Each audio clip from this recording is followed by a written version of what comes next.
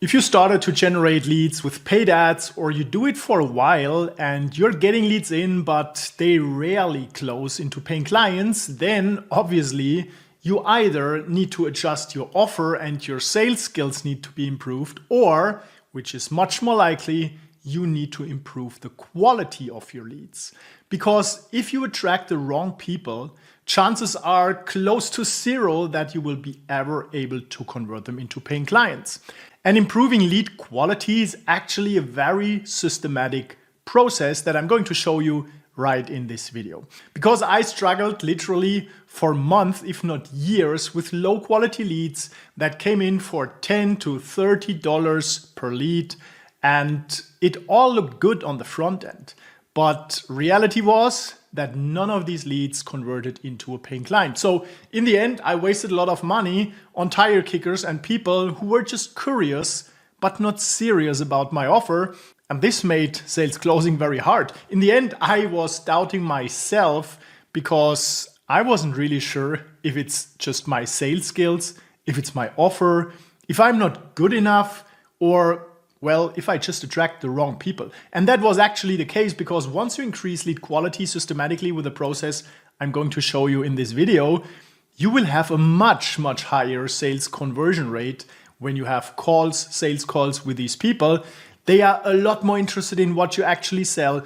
They have the budget to pay you. They see that they can get value from you, and they are more serious about making a purchase decision instead of just getting on a call for general information, right? You want to make sure that you attract people motivated to make an investment, not just people who are seeking for information or freebies. So having that said, I've developed this process. Happy to hand it over to you right in this video. So let's jump right in.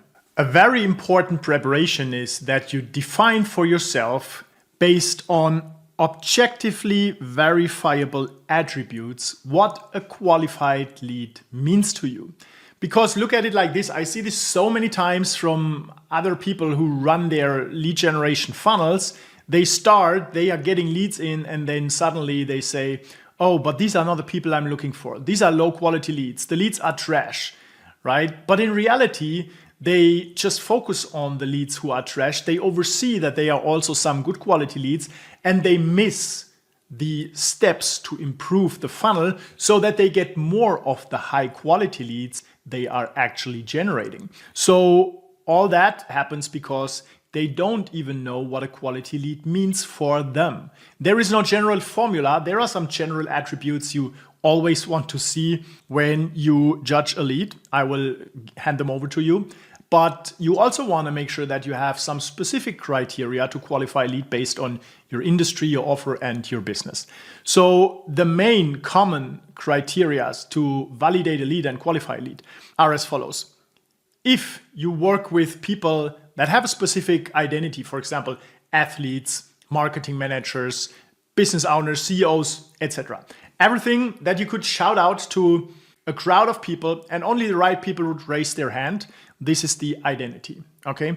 So if you are just working with a specific group of people based on an identity, you want to make sure that you add this to your lead qualification criteria list.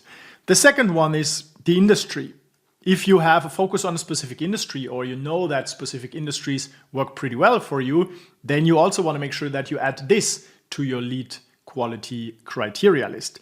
Then obviously people only work with you if they have a problem that they cannot wait longer to solve, which is obviously another qualification criteria, and they need to want to solve the problem, so they have a desire to get basically the opposite of the problem, the solution in other words, okay?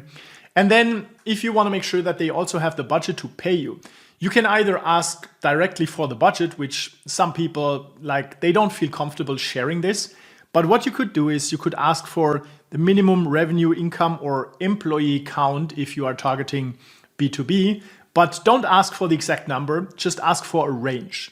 And then based on these ranges, you can qualify or disqualify people. So that's a much better question to ask when you want to make sure that you get a signal that lets you assume that these people have the money to work with you. So these are the minimum qualification criteria. If you have additional criteria that you see, for example, when you get leads flowing in and you say, oh, this is not a good lead, ask yourself, okay, which attribute is this lead missing so that it would count as a qualified lead? And then you will be able to add this attribute to the list. For example, that's self-explaining, but if a person just entered trash information, you can obviously see that this is fake data, or they just hammered their keyboard and didn't add any valid contact information, then obviously this is also a qualification criteria. You can add it to your list, which means correct data, correct contact information, so to say. And I will show you how to validate correct contact information. And what is most important, that you filter for people, for the right people, which means qualified leads, and the wrong people, unqualified leads, automatically on a gatekeeper form, which is a form that you show to people when they enter your funnel and before they enter their contact information, that filters out the wrong people and lets only the right people enter your funnel so that you can report a qualified lead to Meta. And that conditions the algorithm to find more of the right people. Otherwise, if you count every and any lead, no matter if qualified or unqualified, as a lead, and you report it back to the algorithm, you condition the algorithm to work against you, because then you will just get more unqualified people as the algorithm sees, hey, okay, all these leads are the leads you want. The algorithm optimizes for getting you the cheapest cost per lead possible. And that means it shows your ad to more people who are like the ones you already counted as a lead. And if the majority of leads are unqualified people, well, you are getting more and more unqualified people, and the targeting, the algorithm, and your entire funnel get worse over time. So after you've defined the criteria to qualify a lead, next you need to make sure that you track your leads and each attribute. Let me show you how this could look like. It's simple as that. You just take a Google spreadsheet, and here you enter the name, and eventually you add other attributes from your campaign so you know which lead comes from which campaign, and that helps you track the lead quality per ad set, per campaign. Okay, that's optional, but the must-have is that you list all the lead qualification criteria here. Okay, and then you just have a select box that says yes and no, and that allows you to just track the specific attributes per lead. And this will show you here with percent values if you add a calculation that calculates how many qualified leads per attribute you have compared to the unqualified attributes per lead. And that shows you what's the weakest point when it comes to measuring the lead quality. And then you can decide what you should focus on for the next step of improvement, right? And I will show you how to improve your funnel based on these insights. I just want to make sure that you know it's not enough to say my leads are not good enough. What you need to do is you need to first have crystal clear attributes defined and then track the attributes so you can systematically update your funnel and increase your lead quality based on these specific attributes. Okay, so let's go back to the document where I show you the next steps that help you improve lead quality systematically. So let's continue where we stopped. After you tracked your lead quality, right, this was the previous step, the next thing you need to do is to identify the exact problem based on the KPIs you're getting from your lead quality attribution tracking sheet. And once you know the problem, then you can effectively optimize your funnel. I will show you how to do 2 adjustments to optimize your funnel so that you increase your lead quality. But before you judge your funnel and the results, you need to make sure that you get a minimum of 10 leads into your funnel. Otherwise, you just don't have enough data. If you judge your funnel with not enough leads, then there is one big issue that will appear. You will constantly start reinventing the wheel. You will always start from zero. So if you don't track your lead quality at all and you just judge your funnel based on a few leads saying, oh, these are not the people I want, these are low quality leads, and then you reinvent your funnel, create a new offer, create new ads, create a new landing page, new form, whatever, you change everything again, start from zero, you will get to this point again very soon.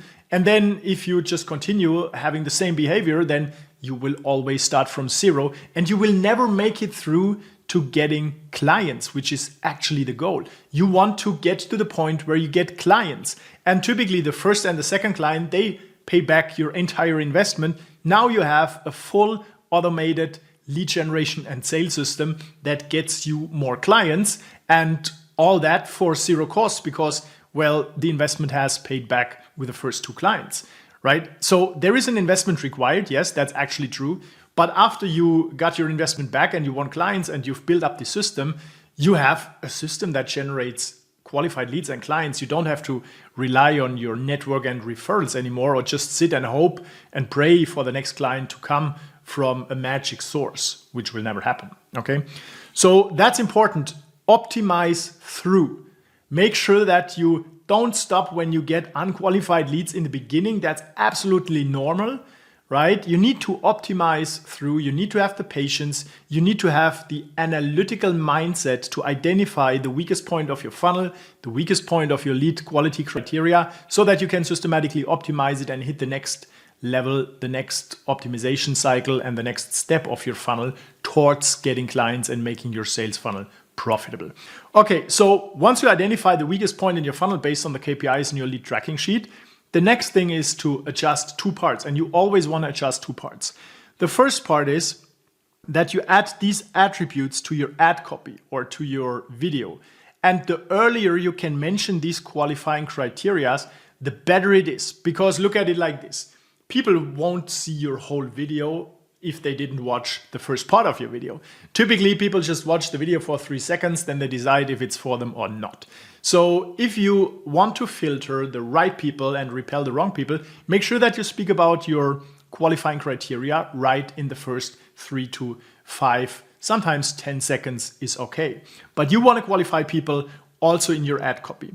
Because only if your ad copy attracts the right people, then your gatekeeper form, the form in your opt-in that filters out people automatically and lets the right people pass, just like a gatekeeper in front of a disco or a party, then this funnel can deliver high quality leads. If you don't attract the right people and your ad is the main asset that is responsible for targeting to attract the right people, especially if you try to get leads on Meta or Google, like if this doesn't work, you will not get any right leads. So your gatekeeper and your entire funnel cannot deliver high quality leads because the attraction mechanism doesn't work. Okay, so you need to fix this first. And the second part is obviously to add qualifying questions to your gatekeeper form, because you will always attract also low quality leads. You will always have a mix of high quality leads and low quality leads. But then Meta optimizes based on the data you report back in your conversion event. So if you report back leads and the majority of these leads are low quality leads, you will get more low quality leads. But if you optimize for leads and you filter the leads so that you only report the right leads with high quality to Meta with an automated conditional logic form, then the algorithm will optimize to find more of these right and qualified people for you. So now the AI of these platforms work for you. And that makes your targeting and your entire funnel stronger, better, and more profitable over time. So here are a few examples. Let's say the problem that you identified, okay, which I told you is one very important step, that you know the exact problem. Otherwise, if you don't know the problem, you will just get busy and busy, relaunch your funnel and get nowhere, right? Problem is 50% or more of leads enter fake data. So now you can add a contact validation step in your funnel. For example, if you are lucky, at the time when I record this video, you might already have this feature in your Meta ad account, and other advertising platforms might have the same feature. You might have a feature to turn on phone number verification, which means when people enter their phone number, because you tell them that you send all the information to their phone, then they get a text message and they need to enter the verification code in the form. So now you have validation if this lead entered correct phone number information or not. And only if this is the case, then you will report this as a valid lead. And so the algorithm will find more people who are likely to enter valid contact information. Very smart, works very well. You just need to make sure that you add this mechanism to filter out the wrong people. Let's look at another problem. If less than 10% of leads book a call, if you are running a call funnel, then eventually your ad is not speaking to people that have an intent to book a call, because either you didn't motivate them enough, they don't trust you, or you didn't paint the picture, the end result of what they can achieve with you, so that the call is only one of the steps to get to this result, okay? That's the one-on-one of sales psychology. You paint the big picture, the end result, and then you give them the small steps to get there. And filling a form to get a lead magnet, booking a call are all steps towards this end result. So if you don't paint the end result, the goal that they can achieve when working with you, then chances are high they are simply not motivated enough, and that's why they don't want to book a call. So what you can do is adjust your ad creative, your video, to talk more about the end result they can achieve in the second part of your video after you presented the offer. And you could ask another question on your gatekeeper form, which is, would you like to get a demo call, strategy call, or however you like name this next step offer, to see personally how you can and then achieve or get the outcome of the offer, which is the outcome people can get when they work with you. Okay, and then you have two questions.